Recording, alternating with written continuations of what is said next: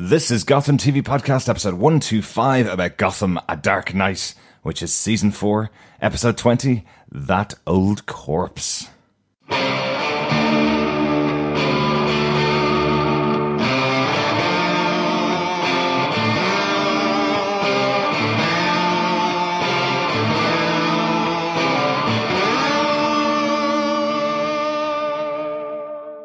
I'm David Mazouz, and you're listening to Gotham TV Podcast. This is Drew Powell, and you are listening to Gotham TV Podcast. This is Robin Lloyd Taylor, and you are listening to Gotham TV Podcast. Welcome back to Gotham TV Podcast, episode 125. I'm one of your hosts, Derek, and we're here to talk about season 4, episode 20, That Old Corpse.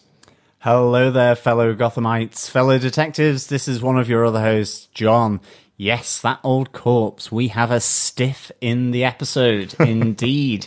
And that stiff is Jerome. Yes. Yes, he is. And still smiling. Yeah. He had a happy death. He certainly did. He had a great wake too. Really, really cool. We're actually going to be getting to meet all of the people that we just had our intro from. In just under a month, John. We're going over to London for Heroes Villains Fan Fest. And we're going to be talking to David Mazouz, Robin Lloyd Taylor, Drew Powell, hopefully Corey Michael Smith, and Sean Pertwee, all 5 members of the Gotham cast that are going to be there at HVFF. Hopefully we'll also get some interviews with them this year. Yeah, hopefully. It'll be really good to speak with Corey Michael Smith. It's a long time since we last spoke to him, and that was at a round table at New York Comic Con. Oh, yeah. So it would be really good to get him one-to-one. To speak about his role as the Riddler, as Enigma, and everything schizophrenic in between, for sure. Yeah. To be honest, it'd be really good to speak with Sean Pertwee again. Again, we had a telephone interview with him, and we also met him at New York Comic Con at a round table as well. It's been a long time since we've spoken to our favourite concierge, butler, valet, and everything else in between. So it'd be really nice to talk tea and biscuits, crumpets and jam, scones and cream with that delightful Londoner that is Sean Pertwee. Absolutely. And of course, we do love Drew Powell, Robin Lloyd Taylor, and David Mazouz. We've luckily had David Mazouz on quite recently, just a couple of months ago, for an interview, which was really good fun to have a chat with him. Hopefully we'll get to meet up with all of them when we're at Heroes Villains Fan Fest. It's going to be great fun. Yeah, that would be really cool, because, I mean, like, Drew Powell has been such a great advocate, I think, for this podcast in his own way. He's been really, really good to us, doing some intros for us, as you heard at the beginning, as has David Mazouz, and of course Robin Lloyd Taylor, who again we met one-to-one for the first time at Heroes Villains Fan Fest last year in 2017. And of course we had the 2 round tables at New York Comic Con as well over a number of different years. So, and I think they've been really generous to the podcast. So definitely, if you are interested in hearing what their thoughts were back then please head on over to GothamTVPodcast.com and search for the interviews with all the stars of Gotham. You can listen to all of this by subscribing to our podcast over at GothamTVPodcast.com. Just go to the subscribe section, and of course you can subscribe to your favorite podcast catcher, Apple Podcasts, Google Play, or any good or evil podcast catcher. Please search Gotham TV Podcast. Subscribe, rate us, and leave a review, because sharing the podcast is showing the love, and that is always important. Absolutely. Peace out. I'm not out just yet. We've got a whole episode to talk about. I did learn recently they have to search either Gotham Season 4 or Gotham TV to find us on iTunes, because Gotham is actually an old name for New York. So loads and loads of podcasts set up talking about sports, set up talking about crocheting and knitting and news in New York, all called Gotham. So they're polluting the word Gotham on iTunes. So there is a podcast on Gotham crochet. So any of our Gotham crochet fans, please search Gotham crochet on any of your favorite podcast catcher. I like it. We're recording very differently the last time we recorded. We've had a week off. We were recording in a bedroom in Ireland. We missed out on a little bit of feedback, so we're just going to have our piece of feedback on episode 19 from Claire Payne. It was a voicemail feedback. Hello, Gotham TV podcast. Who wouldn't want a live barracuda stapled to their face if they lost at the Riddle Factory? The people of the Narrows are pretty happy about it and can't wait to win some cold hard cash. I love how they have used some of the comic. The Riddle Factory and the Riddler is possibly the best game show host ever. Lee coming in to shut him down was a surprisingly interesting move, and probably in a small percentage of people that actually like there is a genuine lust between them. I did read people's opinions on Twitter that the story has been forced, which I actually disagree with. Lee is just as intelligent as Ed. She wants to rob more than 3 banks, and like Ed asks her, does she know what she's getting herself into? Of course Lee does. My scene of the week is Jerome and Jeremiah meet again after 14 years. Cameron Monaghan is an incredible actor and is playing these two characters brilliantly. Jeremiah has already lied to Jim and Harvey about Jerome used to torture him as a child. Maybe under that normalish exterior there is a crazy person brewing, and I'm sure that Scarecrow's new toxin has got something to do with him being the future Joker. Even Harvey is worried about how crazy Gotham is going to get. I did laugh when Harvey ran after Tetchens and Scarecrow shouted, "Ah, you're not going to hypnotise me again." Great to see Alfred back this week. I just love the look Alfred gives Jim when Jim is telling Alfred off and not keeping an eye on Bruce. Also how there was a meeting between Thomas Wayne and Xander/Jeremiah a few years back. With the Legion of Horribles now formed, it was really interesting to see how a little uncomfortable Penguin was and decided straight away he needed an ally to join, and that he chose to be Butch. I'm going to nominate not a character but a prop this week, and it is the barrel of Slaughter Swamp water that convinced Butch to team up with Oswald, but not as friends. Some of Oswald's promises have been a bit empty in the past, but I am in hope that we will see Professor Strange again. Overall, another excellent episode with great texture and layers, and the whole cast, writing and direction was superb. Thank you very much, Claire. Thank you so much, Claire, for that feedback of episode 19. I completely agree. I think Leslie and Enigma/Riddler make a fantastic couple. I really do. And I don't think it's forced at all. I think you've hit the nail on the head. Lee Tompkins is immensely intelligent. She's bright. And of course, so is Enigma. And I think they really go well together. I like the dynamic between the two of these characters for sure.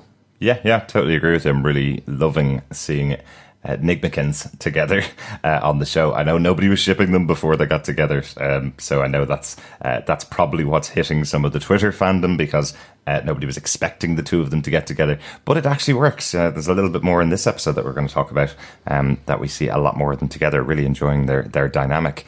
As for your Gotham prop of the week, love it. Yes, the swamp water from Slaughter Swamp was hilarious, being used by Penguin to convince Butch to join him back. Yes, and I think Penguin does have a lot of empty promises. It will be really interesting to see whether we see Professor Strange. I too also hope that he returns. And of course, I would agree that normalish exterior of Jeremiah potentially is going to give way to something a little unhinged, as we'll find out in this episode of Gotham. For all your feedback needs, you can head on over to GothamTVPodcast.com, and you can go through any of our social media outlets, Twitter, our Facebook group over at facebook.com/groups/Gotham TV Podcast, or you can send us an email at feedback@Gotham TV Podcast. We love to hear your thoughts here on Gotham TV Podcast, so please send them on about all things to do with Gotham Season 4. Only 2 episodes left after this one. I know. So not that long left in this season of Gotham. But I think we should get into the details for this episode. Exactly. So, Derek, what are some of the episode details? This episode is directed by Louis Shaw Melito, who's done 5 episodes of Gotham now. Wow. Yeah, that's a lot of episodes. Absolutely. He started out in season 2 with episode 9, A Bitter Pill to Swallow, and then went on to season 3 with episode 14, The Gentle Art of Making Enemies, a great episode, and then has done 2 other episodes this season. Did episode 2 of season 4, which was The Fear Reaper, and episode 10 of this season, Things That Go Boom. Yes, and a lot of things go boom in this episode. So this is right up Louis Shaw Milito's alley. It is, isn't it? So to speak. Yeah. Definitely. So who wrote this episode? The episode was written by Charlie Houston, who joined the series in season 4. He's done episode 8, which was Stop Hitting Yourself. Stop hitting yourself. And episode 16, One of My Three Soups, which is another great Jerome episode. Stop hitting yourself. You just can't. It's so well written, you just can't not repeat it, can you? Stop hitting yourself. No, absolutely. I'm going to have that in my mind now. Stop hitting yourself. Forever, I think. And ever. Exactly. John, do you want to tell us what they gave us with their synopsis for the episode? Sure. Chaos erupts at the GCPD, sending Jim Gordon on a wild goose chase for the culprit behind the mass takeover of the GCPD precinct by the acolytes of Jerome. As the precinct is under party attack, Riddler plans to break Leslie Tompkins out of her cell following her arrest for the bank robbery, and Penguin and Butch take advantage of this situation and begin to set their sights on reclaiming Gotham. Meanwhile, a friend of Bruce becomes paranoid, resulting in very, very, very destructive behavior. This could be the most destructive behavior ever seen in Gotham. It looked like a mushroom cloud. This was practically nuclear that went on over Gotham. If Jim has gotten out of that with his hair still intact, I will be shocked, quite frankly. And his toenails, and probably most of his skin. That looked proper mushroom cloud going on over Gotham, to be honest. So you think not only is Jim not going to have the mustache, he's not going to have any hair in his head either. Or eyes, or probably any feet, hands, and maybe even his dentures may have gotten dissolved in Possibly. that. Who knows? Jeremiah does warn him that he needs to be at least a mile away from the premises, Yes. and he's locked into the basement at the end of the episode. So And I don't think he had enough time after he escaped. But nonetheless, we'll see. I would say that Jeremiah bunker could be bomb-proof. Or maybe we got into a lead-lined fridge like Indiana Jones Maybe. and that awful fourth film that unfortunately they did. Was there a fourth film? Crystal Skull. Remember? No. I do try to blank it out sometimes, but certainly I think Jim Gordon would have had to think MacGyverly fast on his feet to get out of that one. Well, Riddler was definitely channeling MacGyver in this episode as well. Yeah, with his little clown nose. Well, with his Honk honk. very strange I collection. know that's Penguin. Hong Kong. It is, yeah. Now, Riddler was channeling MacGyver with his very strange collection of stuff to break out Leslie Tompkins. Yeah, I'm not sure what he was actually trying to build there, because I don't think he used any of them in the end. Let's get into our top 5 case notes, though, John. Exactly. Or pickle jars, because I think Ed may have eaten all the pickles. Possibly. That's one of his items. One of his items. Yes. Case note number 1, a message from beyond the grave from Jerome Valeska. Straight off the bat, I have to say, what a great headstone for Jerome. Second time's the charm. Exactly. Thank you, Jerome, for cheating death once before and coming back and being absolutely charming. You survived Galavan's attack on your own body, and yes, you charmed the absolute socks off Gotham, your acolytes, and the audience. Absolutely. Yeah. I don't know whether he cheated death, though. He was definitely killed the first time, so I do love this touch on the gravestone with second time's the charm. So second time, he has definitely died. So is that kind of a joke that he may actually come back again in the future? He looked to be pretty stiff this time. Most definitely, but we do have here that he has planned for eventualities. So not only does he provide instruction to his estranged brother, Jeremiah, he's also constantly on the TV screens giving out to Jim Gordon as well, which I can understand that. He has a messenger as well, a Harlequin masked clown with Jerome's tape as well. Really interesting. You know, is this kind of a fill-in or an alternative to Harley Quinn? This was a really nice choice, I think. And of course, we do find out later on that this person behind the Harlequin mask is Echo, Jeremiah's former bodyguard, which we saw had gotten turned by Jerome. So this was really good, but this tape effectively tells his acolytes to dig him up. His headstone, the second time's a charm. Maybe third time is an even better charm, because he is being asked to dig himself up to bring his body to the GCPD for a party. What is going on? I know. What is about to happen? Because this is just, it starts to get really surreal. And to be honest, this whole wake at the GCPD that's going on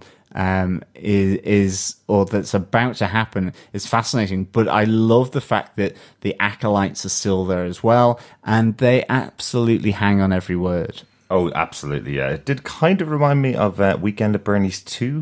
The idea of dragging a corpse from a graveyard to a party in the GCPD. But much better, can I say, in a 1-hour TV show than Weekend at Bernie's 2 was in a 2-hour film. I don't think many other people have actually seen it, to be honest. Yeah, I know. I think I'm one of those. Good. Let's get on to case note number 2, the actual wake in the GCPD, because we get another tape from Jerome. And I know this is a weird way we're covering the actual episode. We're going to go through it in order because it's kind of reaction as to how we watched it. It's quite interesting. There's another tape from Jerome, a videotape from Jerome, something that he would absolutely do himself. We've seen him on VHS tapes all the way back to his attack on the GCPD in season 2, where he was videotaping what he was doing when he was killing the captain of the GCPD at the time, Sarah Essen. So quite interesting that this mechanism is used to reveal his plan to Jim Gordon as well. Absolutely. And I mean, I just love the way they do this with the grainy images. You know, it's all jumpy, and it really gives that idea of something being, you know, quite threatening, quite brutal. It is like a hostage takeover. Mm-hmm. It is done really, really well on the video. But it ultimately means that the circus arrives at the GCPD. I love the fact that, you know, they're using the coffin, which at the time I'm thinking, okay, that's got Jerome's body in it, to batter down, to ram the precinct's like door down. I did think it was slightly odd that the police department in Gotham uses medieval technology to lock the door, in that it was a piece of wood that they used a piece of wood to bar their entrance rather than deadlocks and bolts and so on. Well, Gotham is a show at a time, John. No, I know it is, but I mean, well, that's true. Yeah, we talk about the analog phones next to the mobile phone. Well, this is a nuclear bomb going off next to medieval door locking technology.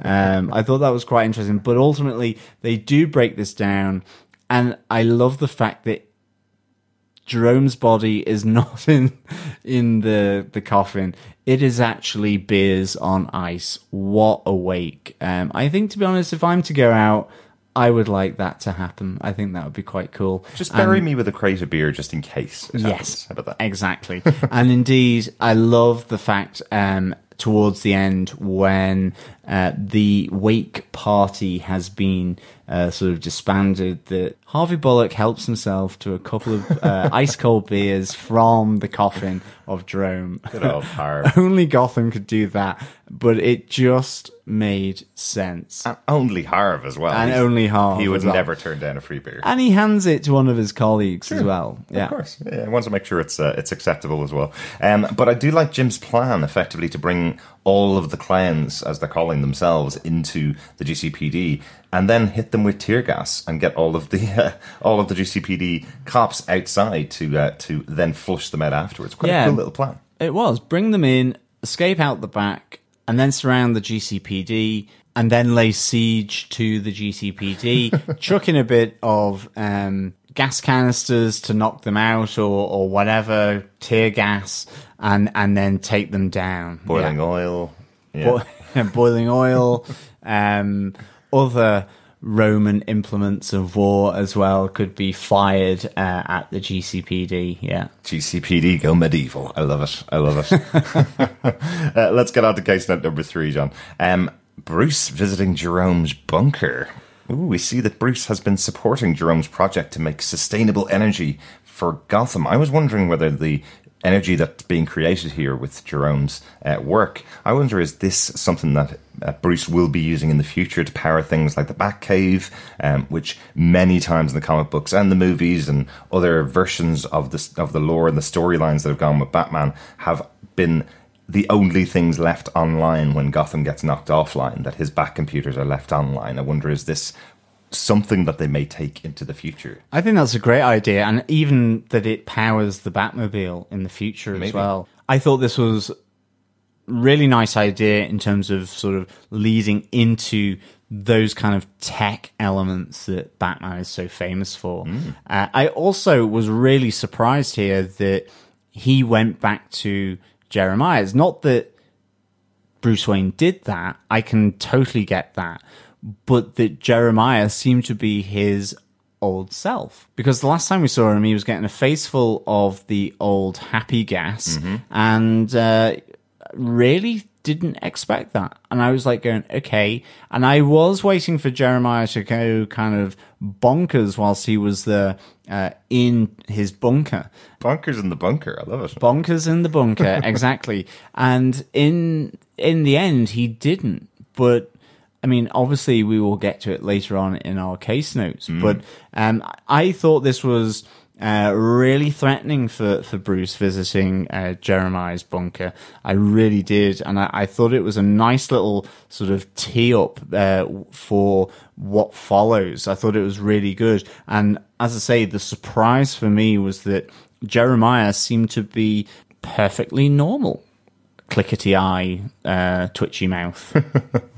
Yes, he did seem pretty normal until, of course, Alfred tells Bruce about the acolytes that are going to the GCPD. And once Jeremiah finds out about that, he suddenly flips and starts to think that Jerome is back alive again. I think what we see here is a great moment where Cameron Monaghan is playing his character as if he's got kind of a PTSD type of situation going on, where he's been so absorbed by being in this bunker for 16 years without Jerome that he has developed this personality where he's completely freaked out by the idea that Jerome could still always come attack him. Remember, it is quite interesting that he stayed in that bunker for 16 years when Jerome actually was off the table and shown live on TV as being killed by Galavan 2 or 3 years before he came back into Gotham. So, or a year before he came back into Gotham. Jeremiah didn't leave the bunker during that time. So it's quite plausible here, the act that he's putting on for Bruce, it's quite plausible that he would be this freaked out about Jerome coming back, or the possibility of Jerome coming back again, as we pointed out earlier on. But I like that Bruce is going over there to kind of console him, help him through this situation, because he knows, or thinks he knows, how badly Jerome has treated him in the past. Well, that's it, because talking of the surprise I had that Jeremiah seemed normal, then I thought that really kind of cemented that moment when he effectively told Bruce that he had been infected or had been exposed to that toxin. So I thought maybe he isn't going to go bonkers in the bunker after all. Of course, and he didn't. So I thought that was a nice little moment between these two characters, because you're there kind of, or I felt myself that I was rooting for Jeremiah, going, don't give in to this toxin, you know, that you're going to be the normal one of the Valeska brothers. Yeah. I really was hoping for that to some extent, even though I was also quite excited that he might just go and lose his noggin at the fact that he had been exposed to that gas. But it really kind of kept you on edge, I thought, and I really, really enjoyed that. And then, of course, we get Alfred phoning Bruce because he's been informed by Jim that the GCPD is under attack by the Joker clowns, and, of course, that they could be going for Jeremiah's bunker, and Bruce is there. Alfred's getting his gun ready, and then effectively stumbles into a fight in Wayne Manor. I loved how that was done, where he goes in through the door as the camera pans down the door and just see the feet scuffling as gunshots are being fired through the crack between the floor and the bottom of the door. Really, really enjoyed that. I thought that was really atmospheric. And certainly then when all you see is a trail of blood on the tiles of the kitchen floor or the conservatory floor, with that gun that we'd seen Alfred loading earlier to prep himself to head over to Jeremiah's bunker in order to keep Bruce safe from what he thinks is this sort of impending horde of crazy Jerome fans. It's kind of like an NSYNC concert in like the late 90s, just loads of fans going mental. So who could this be that's attacking Alfred? Do you think it's some more of Jeremiah's acolytes? Is this a secondary plan that he has for later on or towards the end of the season, that he's going to kidnap Alfred as well as some type of insurance against Bruce? Or could it be Tabs and Barbara coming into the house with the members of the League of Shadows, possibly? Or is it the other League of Shadows, Ra's al Ghul's League of Shadows, coming to take back Alfred because he's been brought back to life by Bruce? Absolutely. I definitely, in that moment, I assumed it was members of Jerome's sort of fan base going there, because as well, they have been given a set of instructions of what to do, and that is, take out the butler who will protect Bruce Wayne. Because as we see, this kind of obsession, this intensity between Jerome previously and Bruce Wayne, and then now obviously with Jeremiah, really is playing out, which is really, really cool, I think. And of course, anyone who would snap Bruce out of that or be the fly in the ointment, so to speak, would be Bruce. But I also agree, maybe it has nothing to do with that storyline, and it could be something to do with the League of Shadows. So I think we really have to see how that plays out. Genuinely, if I hadn't seen Penguin and Butch sitting down in Falcone's house later on, kind of talking to each other about how their lives are going now, if we hadn't seen that scene after this scene with Alfred, I almost thought it was the two of them coming in to do a bit of a power play and go, give us $1 million or else you won't get your butler back, but it wasn't them either. So no, be intrigued to find out though. But of course, as well, unfortunately, Bruce plays into the grand plan that he is not aware of, and unfortunately suggests probably one of the most dangerous things, which is to take Jeremiah to Jerome's grave to really prove to him that he's dead. Just as we've seen right at the start, a Harlequin type figure has told the fans of Jerome to dig up Jerome's body. When I was watching this live and live tweeting it, I was just laughing at going, Bruce, that is the worst possible decision that you could make, even if this is a guy that's suffering from PTSD and you get there and the body's gone. What's going to happen to him? You're just going to send him over the edge now, as if Jerome has crawled out of his grave and is coming after Jeremiah. It's a really bad idea. Get out of there, Bruce. Exactly. But as Bruce is heading over to Jerome's grave with Jeremiah, I think in that interlude, we should move on to case note 4. Yeah. Because in the meantime, Riddler comes like a knight in shining armor to save Leslie Tompkins. Yeah. I think this is really interesting. I mean, Leslie Tompkins really brings the past back to haunt Jim Gordon. And of course, on top of that, so does Harvey Bullock as well.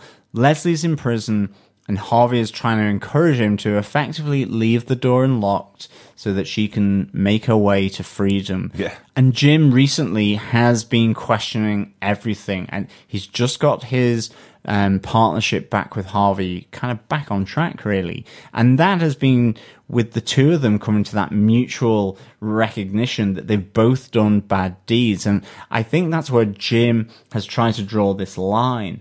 And all of a sudden, Harvey is asking him to do it again, and he's really having none of it. So unfortunately for Leslie, she's really finding herself in this moment of Jim's life where he wants to help her, absolutely, but it's not going to be the type of help where he just opens up the door and tells her to make a run for it.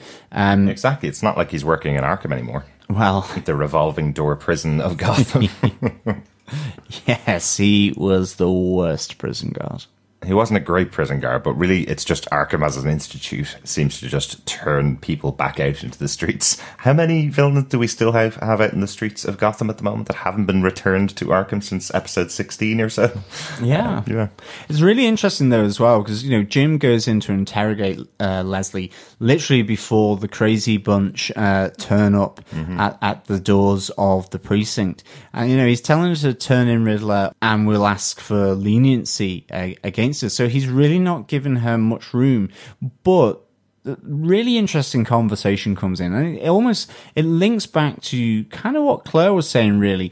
I think, that both Leslie and the Riddler, Enigma, make a really, really good couple. But there is in this moment where Lee is questioning whether there is any law in Gotham that makes any sense or does any good. Yeah. That Jim should come with her to the Narrows to make his own justice. She says, you can make your own rules. And I was just wondering, is there that spark there still between Leslie and Jim?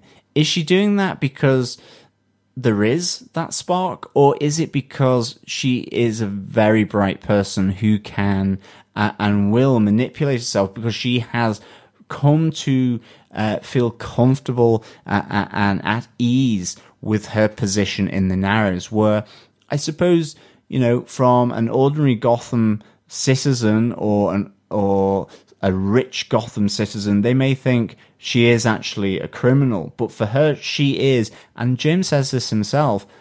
You're doing this because you see it as helping people and protecting people. But this was a nice moment here because you kind of go, what is her rationale for saying that? Is it just to get out of the precinct, out of the cell? Or is it that there are still feelings? She certainly has feelings for Jim.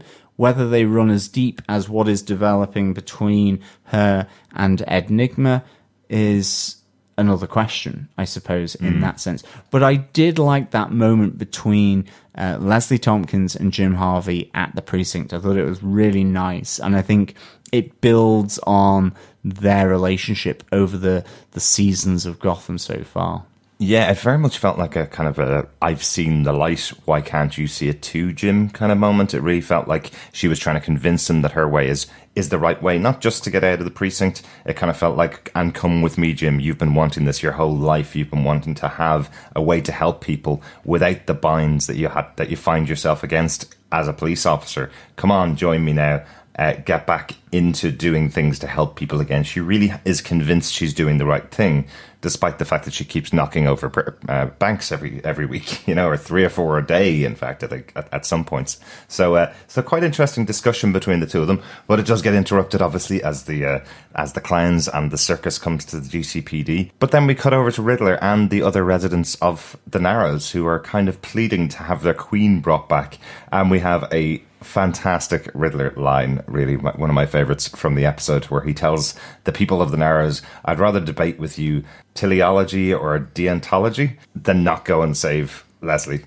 And all of them looking at each other going, do you what? Well, exactly. So we had to look up what teleology and deontology was. Of course. Of course. Gotham is an educational show as much as a comic-based show. So teleology is the explanation by reference to some purpose, end, goal, or function. So that is the means to an end. Exactly.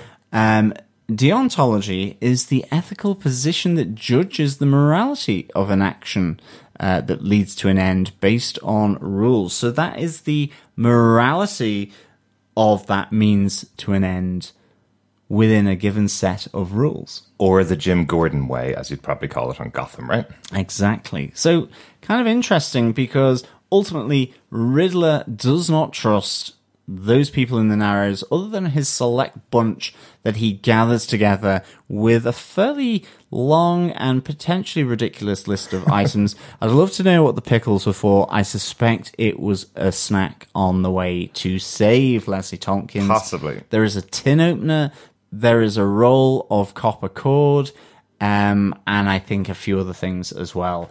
But I would love to see that escape plan. And he uses absolutely none of it because he arrives dressed in his full Riddler costume to the GCPD, standing right out front of it. So if they were going to walk in the front doors, I don't know what they were going to use any of that stuff for, but sees that it's already under attack by the circus, so can't use any of them, and ends off just dressing as a clown to get inside. Yeah, and oh my god, I loved the clown. I loved his nose. I loved the hair being blown out of his eyes. I love the fact that he gets knocked out by Leslie as well as he tries to rescue her. She realizes who it is, and then that moment where he comes around and she's looking at him, he looks so ridiculously funny but cute in that context of him and Leslie having a moment, and the little squeaky clown nose as well as Leslie takes it off his real nose was so good. Absolutely loved it. Oh, totally agree with you. Just really funny little scene here. And just a little more cuteness to their relationship, I think. He brings the gas masks, though. That's actually how they get out of all the items that were used. I suppose it does help having both of these characters formerly working for the GCPD, so they kind of know the protocols of what happens when it's under attack.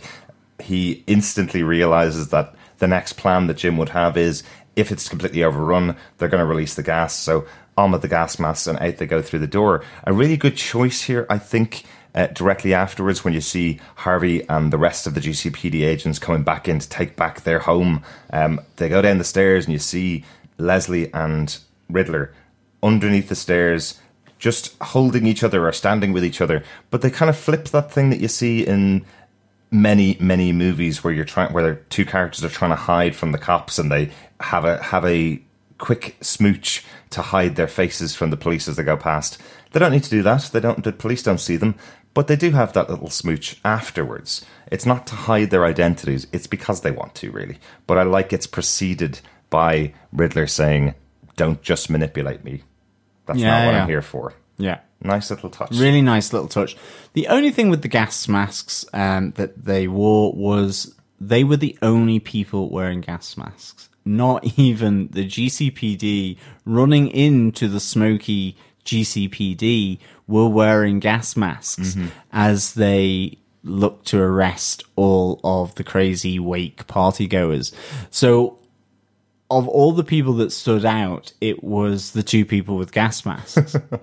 So they didn't even look like police going in. So I thought that was a little funny, but nonetheless, hey-ho, it is what it is.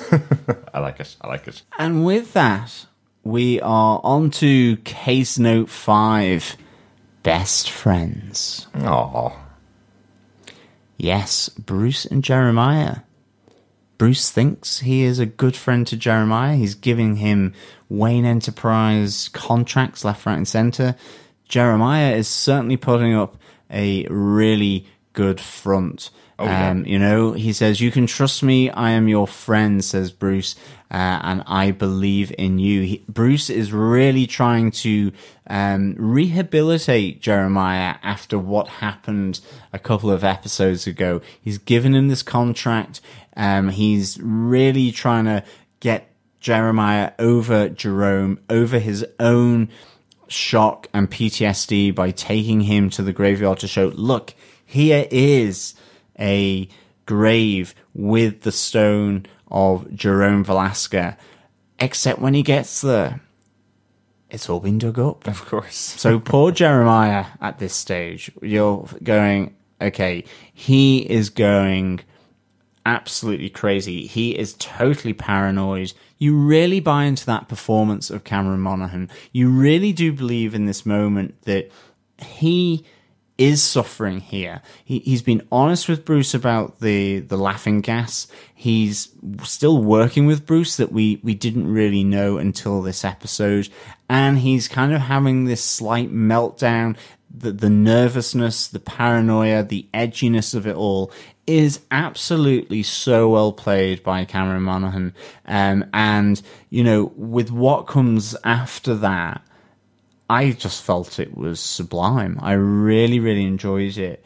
That wiping of the makeup off his face so reminiscent of the original Batman film with Jack Nicholson. Oh, yes. I just thought it was so well done, and such a contrast to Jerome. But I would say almost more chilling in some ways. Yeah. It's at least equal to Jerome, because it is that restrained, cold craziness that is just so well done here. I love these scenes, I have to say. Really, really good. And totally with you, John. I totally get bought in to what Jeremiah's doing here. Totally feeling for him, going, Bruce really needs some help here to get this guy's mind back together before he goes off on one and shoots Bruce by mistake. That moment where he thinks that Bruce is Jerome, taking over Bruce's face and takes the knife out to cut off some of his face. You totally believe that. And then the twist, yes. The flip. And it's done even better because we have the contrasting side of the story as Jim Gordon, the other Knight of Gotham, is down in the bunker seeing a video of Jerome where he's giving him the whole story and explaining to him what's going on. And the reveal is actually to both Bruce and Jim at exactly the same time that Jeremiah has just been playing the game the whole time. He's just been doing it to get all of Jerome's followers to follow him so that he can get Bruce. It's so interesting. It's a nice twist. I was kind of wondering whether one of the videos was Jerome's video that he had left behind for Jim, and then Jeremiah takes over and becomes the extension of that video, potentially, or is he playing Jerome the whole time? I just don't feel like Jerome actually left this plan behind. This was all Jeremiah's elaborate plan. Well, that was it. For me, in watching this in the moment, I absolutely believed that across it all, Jeremiah was playing the game. Everything with Jerome Valeska in all the previous episodes of Gotham, that behind him was Jeremiah watching him and, in effect, in some ways, maybe controlling him, knowing what he was going to do, because it really just felt like all the time Jeremiah had been the puppeteer for Jerome Valeska. And that was his sleight of hand. Right. That was his big plan. That was his idea, that he needed someone else to rally the troops, but he was the master architect behind that, of which he is an architect. So, an engineer. I wonder, in that moment, I absolutely thought that behind all of Jerome's stuff was Jeremiah, ultimately. Interesting. That, as Claire said earlier on in the podcast, that we did get a sense that Jeremiah was lying about what Jerome had done to him, and that there was maybe not all of the truth here from Jeremiah. And maybe that was it. Maybe it was he was the brains behind everything. Interesting, because a lot of Jerome's ideas tended to just kind of come from his little noggin as a plan for destroying Gotham or making Gotham crazy. There's an interesting point here which really explains it all to me, which is where Bruce says, well, I know the gas worked now. I know that Jerome has actually had that gas work on you because you're just carrying out Jerome's plans sanely, which is the craziest thing I could possibly imagine. Love that moment. It does feel like Jerome is still there. I wonder, from your theory or your possibility, does that mean we could see a flashback to Jerome and Jeremiah together at some point during their time, that in that 16 years that they were supposed to be separated? We see here Jeremiah is hugely manipulative and can cover his tracks really well. So that's absolutely a possibility that Jerome had gone in and out of meeting up with Jeremiah. I don't know whether he takes instructions very well, but it'll be interesting to see whether we see some more of that in the next 2 episodes. Yeah, but it is that idea of just give him a nudge, and as long as you know his personality and what he will do, that you can predict, and he's very much a controlling, calculating criminal by the looks of Jeremiah, that he knows, what range Jerome is going to react and act on, and so he builds his plan around that. Yeah. So it's really interesting. And I also loved what you were talking about with regards to the Batman games and the idea or the theory that's being floated around this depiction of Jeremiah / Joker, and also with the previous incarnation with Jerome as well. This was pointed out by Kareem Masri.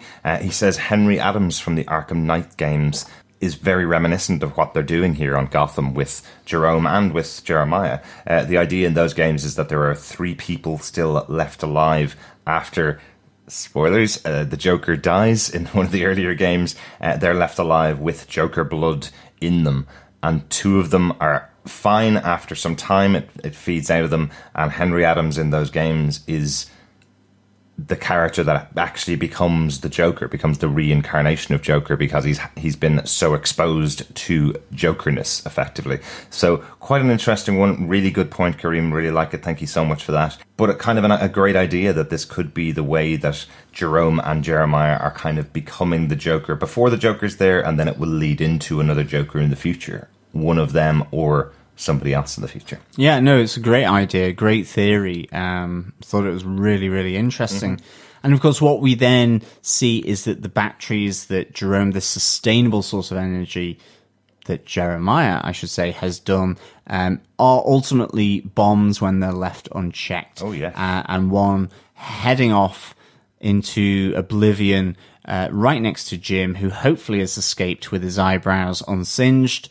But we see Jeremiah and Echo heading to Wayne Enterprises to pick up the rest of these devices after he's killed a couple of the Wayne Enterprise security guards. Wayne Enterprises is a bit like Arkham Prison, except people can always get into it, into the R&D, rather than escape out of it. So it's kind of got the reverse leaky...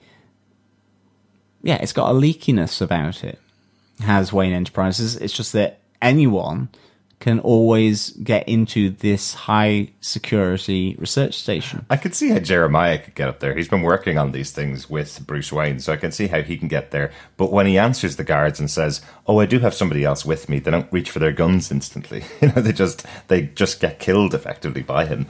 So yeah, they could have been a little bit better guards, definitely. But I love how this bleeds into the new outro for the episode, where we have the Gotham logo flashing with the kind of bug lighting. The blue lighting instead of the police siren lights. Yeah, exactly. That was quite cool. Very cool indeed. That is all of our notes for this week. Overall, there, John, some great moments in this episode. Yeah, definitely. Loved this episode so much. Yeah. Add some great lines in there. I loved Harvey Bullock coming in and interrupting Jim Gordon with the line, "Sorry to stick my face in your business." Absolutely. Really good one. There's a little bit of Butch and Penguin in here. We don't see a huge amount of them. We just get them talking about, as I said, the pain of all of the things that Penguin has promised to Butch. Butch is still slightly sticking around, but he is kind of saying, "I'm going to crush your throat if we don't sort out something soon." They're living in Falcone Mansion and robbing liquor stores just to pay for food, so not really on the good side. But they do torture Jerome's ex-follower for information. Well, not only do they torture him for information with chicken bones up the nose to make him talk, but we do have that fabulous moment where the cattle prod is being used repeatedly by both Harvey Bullock and then by Jim Gordon. And then I love the fact that Harvey Bullock is there with the boot almost closed and just like sticking it in, getting his daily fix of cattle prodding. Is he the new electrocutioner of Gotham? Absolutely, yeah. That would be pretty awesome. What's the Gotham moment of the week, John? It's the Jeremiah. Definitely has to be. I love that moment in the crypt in the cemetery, where you get that reveal coupled with the reveal to Jim, and just the realization from both Bruce Wayne and Jim Gordon just what deep doo-doo they are in. Yeah, some great moments there. Definitely one of my favorites. My Gotham characters of the week. Mine. There's 2 of them. And mine. Because it's one of my favorite funniest moments so far in the last couple of episodes anyway. It's the two prisoners that are in the GCPD transfer van, played by Michael Daly and J. Cameron Barnett. That moment when Riddler opens the door, gets some information out of them, and one of them goes, "Hey, it's the Riddler, we're saved." And then the door gets closed in his face. And then immediately afterwards, Penguin and Butch come up, open up the door, and he goes, "The Penguin, we're saved." And then they close the door in his face again. And then the other prisoner responds to him, "Do you ever get tired of being wrong?" Fabulous little moment. So good. Love these kind of background characters in Gotham. As we've always said, these are the ones that we always want to highlight in the podcast. Really good, fun characters. Yeah, really, really good. So overall, John, how would you rate this episode of Gotham, That Old Corpse? Well, I absolutely love this episode. I give it a strong 4.5 sweaty palms out of 5. Ooh. I really enjoyed this, from Jeremiah and Bruce Wayne's relationship, best friends, and the whole reveal to it being done in conjunction with Jim Gordon's realization and the reveal by Jeremiah that in some ways, and this is my current theory, that maybe he has been the orchestrator of everything to do with Jerome in the past. Interesting. I really thought that was fascinating. I loved the Harley Quinn sidekick in the form of Echo, who was Jeremiah's previous assistant. I thought that was so good. All the crazy Jerome fans, brilliant. The coffin filled with chilled beer, and especially Harvey taking a couple of bottles after the siege of the GCPD is brought to a crashing end with tear gas and smoke bombs, even though the GCPD don't need the gas masks to go in after them. I just love this moment. I really am intrigued to see what's happened to Alfred, and who has attacked him there.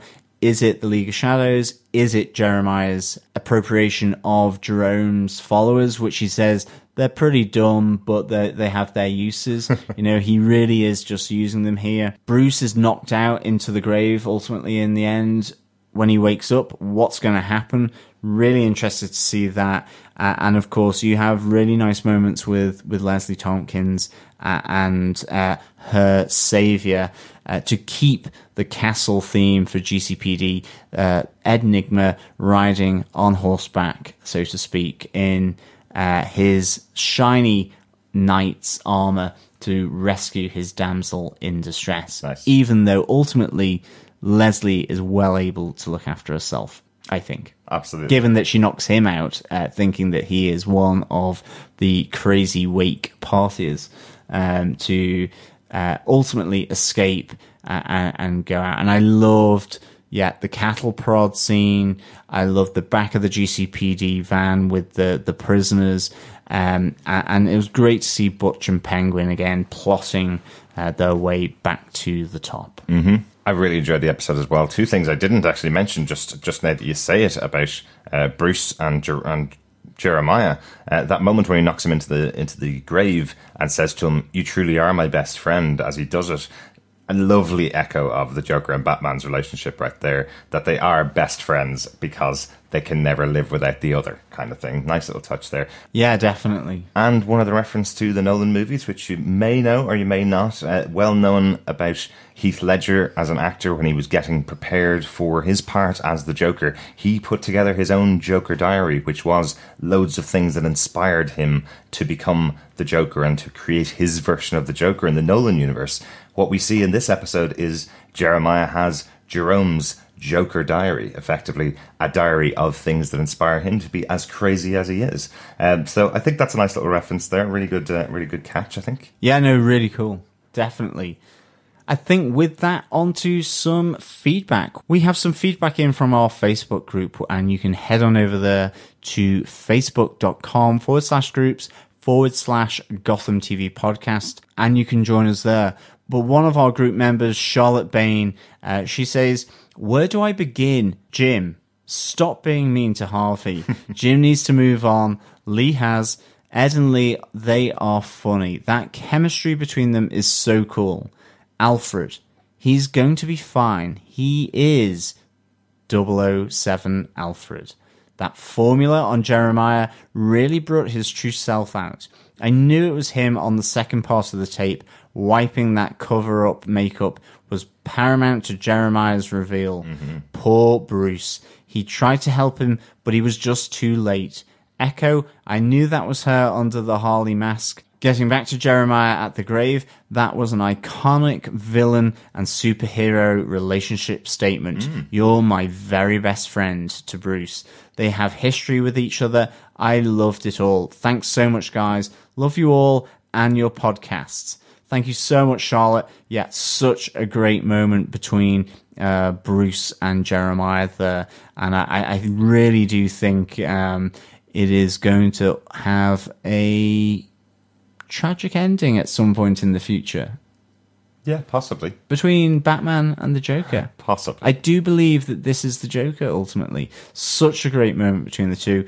Yeah, hopefully 007 Alfred is alive and kicking, and kicked ass in Wayne Manor.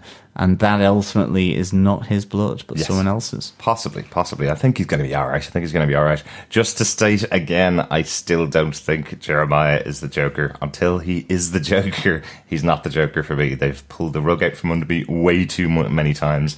I thought the reveal was going to be that Jerome had covered him in his makeup and sent him up to that top of that roof with Jim Gordon to be shot, and it was actually Jerome still alive. Thought that was going to be the twist in this episode, so I'm waiting for them to pull the rug out from under me once again, and there's a third one, or Jerome gets reincarnated, or Jeremiah dies and gets reincarnated, so I don't think he's the Joker right now.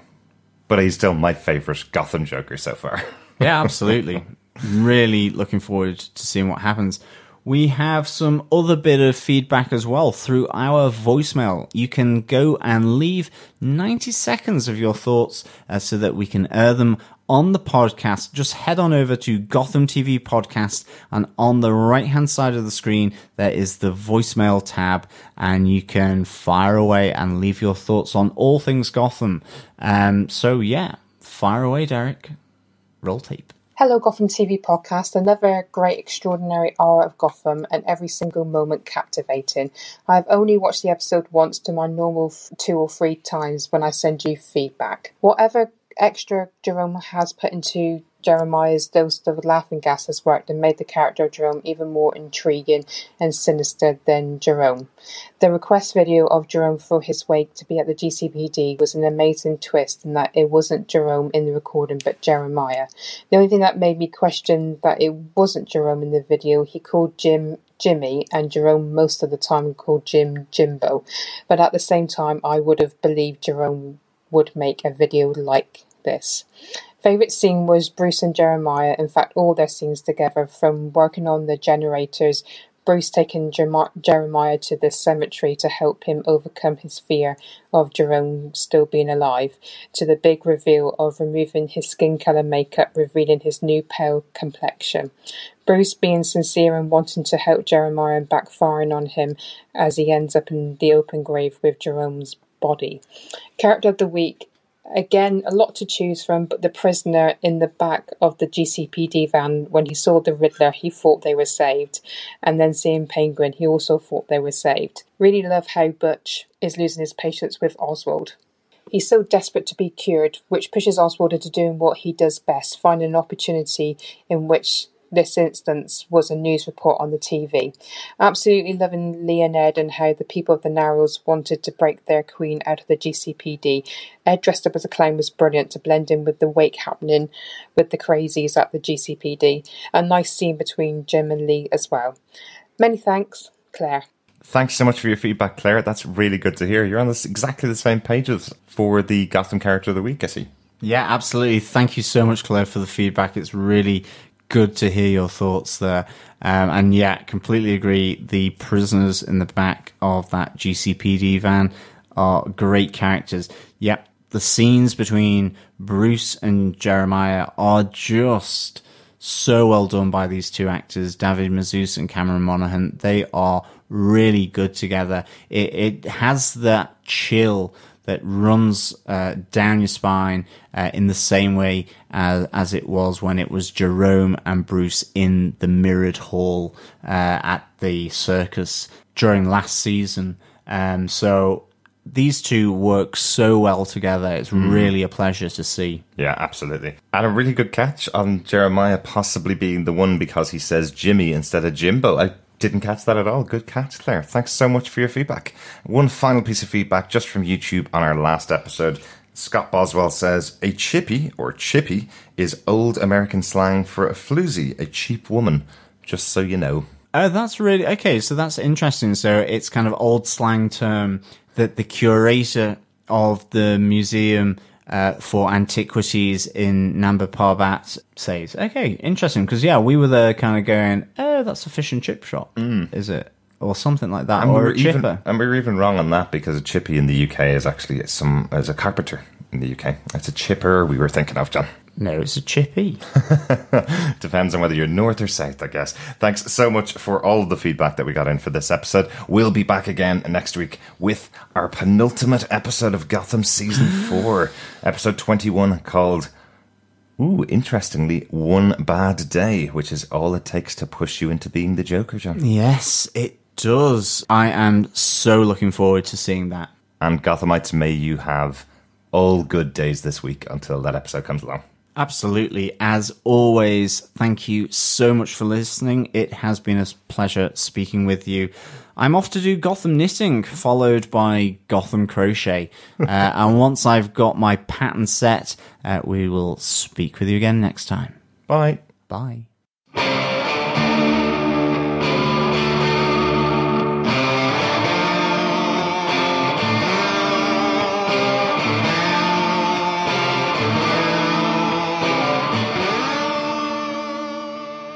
Thanks for being a Butch supporter. Butch loves you, baby.